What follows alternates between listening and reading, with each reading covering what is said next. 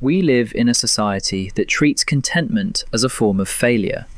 If you are not constantly grinding for a higher salary, a larger house, or a greater title, the modern world assumes you are lost, or worse, that you are lazy. But what if your lack of ambition isn't a lack of drive? What if it is, instead, a terrifyingly clear vision that only a few people in society have? Some special souls look at the rat race of society and don't feel envy. They feel exhausted. When society looks at a shiny new promotion, they see the prestige. But when you look at it, you see the invisible price tag, the artificial stress, the lost weekends, the superficial connections required to maintain it. You aren't failing at their game. You simply refuse to buy what they are desperately trying to sell. You are optimizing for peace instead of power. The philosopher Arthur Schopenhauer understood this exhaustion perfectly.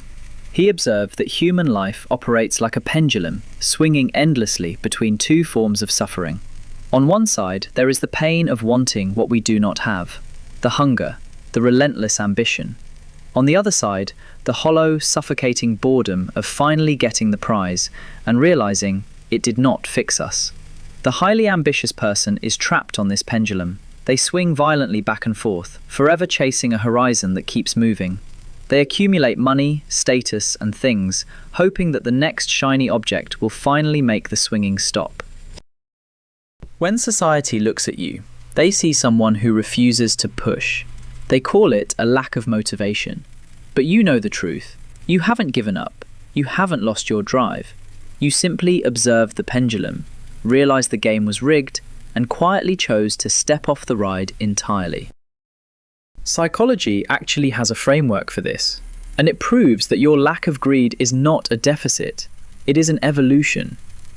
The psychologist Abraham Maslow divided human drive into two categories. The first is deficiency motivation. People operating in this state are driven by a gaping internal void. They are empty, so they try to hoard wealth, validation, and status to feel full. This is the billionaire who cannot stop working, the influencer who cannot stop posting. They are running from their own emptiness. But the second category is being motivation. When you operate from this state, you aren't trying to fill a hole. You are motivated by truth, by beauty, by peace, and by simply existing. You don't want to hoard the world, you just want to understand it. The tragic irony is that society looks at a person driven by being motivation and pathologizes them. They call you unambitious. But psychology recognizes you as something else entirely. Self-actualized.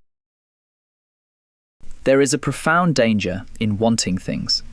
Desire creates a leash. If you want status, wealth, or power, society holds the other end of that leash. They can buy you. They can manipulate you. They can threaten to take it all away. In ancient Greece, the philosopher Diogenes realized that the only way to be truly free was to want absolutely nothing. He lived in the streets, owning only the clothes on his back. The legend goes that Alexander the Great, one of the most powerful, ambitious, and greedy conquerors in human history, approached Diogenes one afternoon. Alexander looked down at him and offered to give him anything he desired in the entire world. Diogenes, perfectly content where he sat, looked up at the conqueror and replied, "Yes, stand a little out of my sun." The person who desires nothing is the most dangerous and free person in the room. Your lack of ambition is not laziness, it is the beautiful wisdom that you are already enough.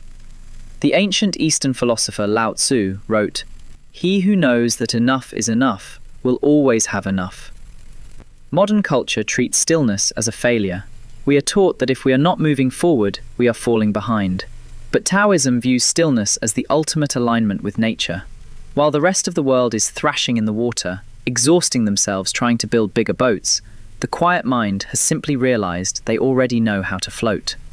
If you have ever felt guilty for not wanting more, let this be your permission to finally rest. You are not broken. You are just done playing a game you never wanted to win.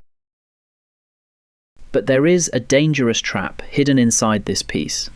It is easy to confuse contentment with paralysis. It is easy to mistake the absence of greed for the absence of purpose. If you have truly stepped off the pendulum, if you have found the beautiful wisdom that you are already enough, you cannot simply disappear into the background. In his later years, Abraham Maslow realized that self-actualization was not the top of the mountain. He added one final peak to human psychology: self-transcendence. The deep, undeniable drive to go beyond yourself and help others. Carl Jung believed the same thing. Once you navigate the labyrinth of your own mind and find wholeness, you have a responsibility to return to the village. The old soul is not meant to hide in a cave. You are meant to be the guide. You do not need to build an empire. You do not need to exhaust yourself chasing society's version of success. But if your cup is finally full, your true work is to gently let it spill over into the lives of others. Use your deep empathy. Use your observational insight. Offer your quiet strength to help others in a world that is exhausting itself in an endless spinning circle.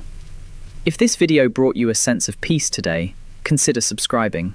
Let's continue to explore the hidden psychology of your silent strength, so we can build a better world together.